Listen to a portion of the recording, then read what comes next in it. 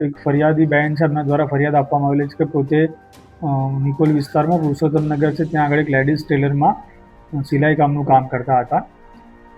ત્યાં આગળ એ પોતે બેન છે પોતાની 9 વર્ષની દીકરીને સાથે લઈને ગયેલા હતા. ત્યારબાદ 2 દિવસ પહેલાં રાત્રે આશરે 11 વાગ્યાની આસપાસ જે ફરિયાદી બેન છે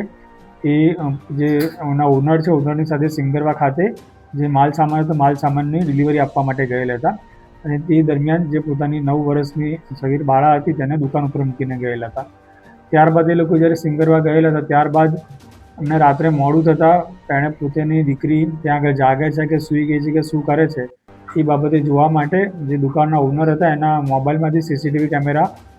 જોતા તે દુકાનમાં જ એમની જોડે કામ કરતા એક અન્ય વ્યક્તિ કે જેનું નામ છે ભરતકુમાર પરમાર એ પોતે આ છોકરીની બાજુમાં બેઠેલા હતા અને છોકરીને સારી તડપલા કરતા હતા, જેને કારણે થઈને એ લોકોએ તરત જ દુકાનમાં જે બીજો એક અન્ય વ્યક્તિ કામ કરતો હતો એને ફોન કરીને ત્યાં આગળ જવા કહેતા